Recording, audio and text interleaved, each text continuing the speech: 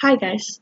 Okay, so this week we did assistive technology, and so our first question was like describe the role of it in the classroom. It's basically to help a student with a disability help them learn better or be more productive in the classroom.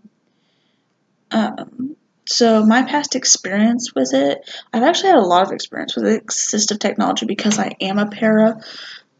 So one of the biggest ones I've had to use is the FM system for hearing aids. That's kind of where I work. That's like a really big one for multiple students.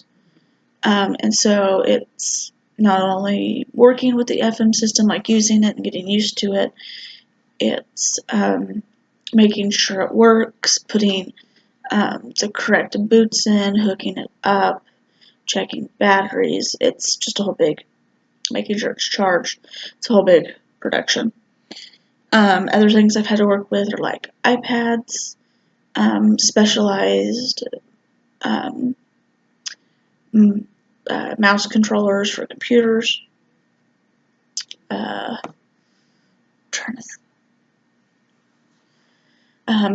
It goes down to more basic stuff, just like picture books. One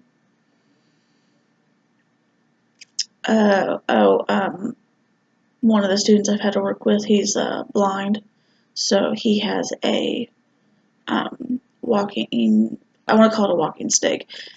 It's a stick that he runs in front of him so that he can tell if his way is clear or not while he's walking. So he uses that. He also uses Braille, and we have a Braille typewriter to convert worksheets to and books to. It's a very big deal. It's a big production. So, the one I found most interesting was the AbleNet, the keyboard that they do, where you can switch out the different types of keyboard, like layouts and everything, and you also can go through and do the different settings, and just how simple it was, and the fact that they have the plastic overlays too. And I thought that was just so cool. I thought it was just the coolest thing. I was so fascinated by it. I wish I had one available to like mess with and like see how it works and stuff, but I thought that was just the coolest thing ever. And then it like makes like a clicking noise, like you're actually like pushing the buttons and stuff, and that you can, for people who just like, if they need to like lay their hand on it or whatever, and so you can make it sensitive or you can decrease its sensitivity based upon what student you're working with or their preferences or whatever. I thought that just watching him mess with it, I just thought it was the coolest thing ever. I'd never seen one, and so I thought that was pretty neat. Okay, so three of the 6 applications. The 3 I chose was existence, communication, and mobility. Existence, application of technology with existence. It's necessary to sustain life. Technology that's necessary to sustain life. And I was thinking of like feeding tubes or heart monitors or even insulin pumps. Which really I was thinking feeding tubes because kids coming to school that have one of those. And like I said, heart monitors were really my first one because I had a friend who she worked with a kid who was on monitors. She was homebound, but she worked with a student and had to have the monitors on all the time so that she knew she was still breathing, or her blood pressure was fine, her heart rate was fine, and that kind of stuff, and the machine alerted when something was wrong. So then communication, it has to do with oral and written expression, visual and auditory reception, and social interaction. And the one I thought of is hearing aids. They had FM system listed, but I was thinking, well, FM system is for hearing aids, and that's a pretty big one because not everybody who has hearing aids needs an FM system, and they're necessary for some students to be able to hear.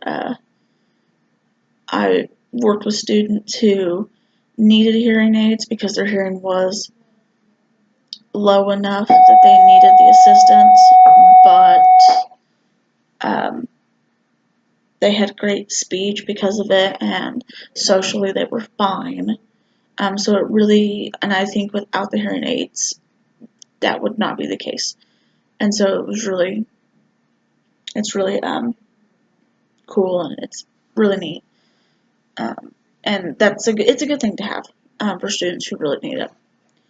The next one was mobility, which it's helping with like getting places and stuff. And so the one I thought of, it's the wheelchair.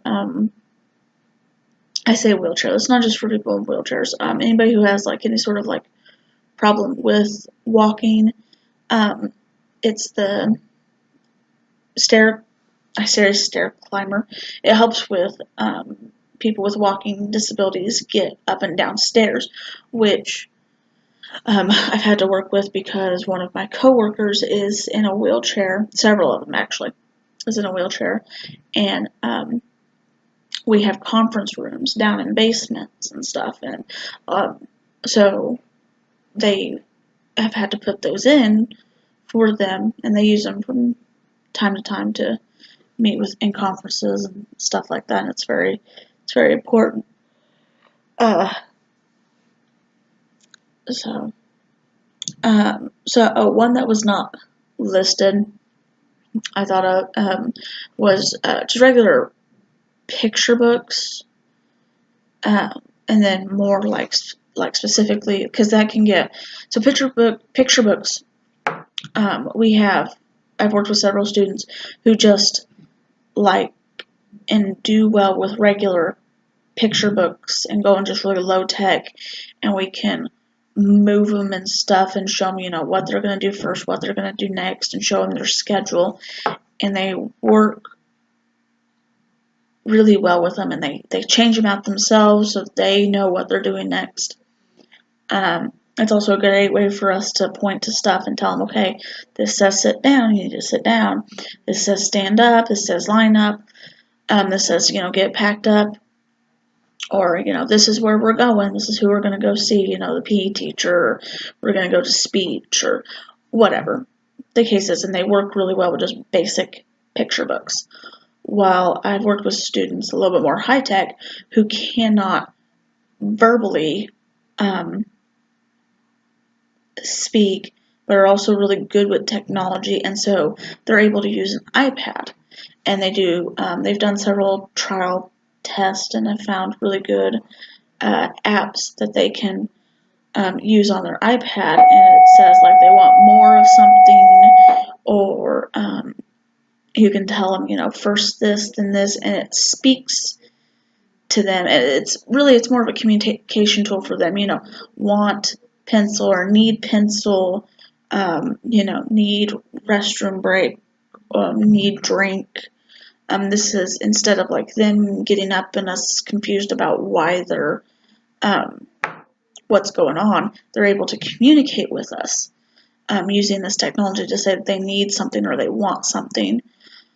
So it makes it a lot easier I'm a para, so it makes it easier on me as a para to know what my student is wanting or needing from me, so that I can help them, and it helps me be better at my job. I found this at work, and I found it incredibly helpful because I was able to know what my student needed or wanted, and what, basically they were thinking. It's very helpful technology. So, I will see you guys next week.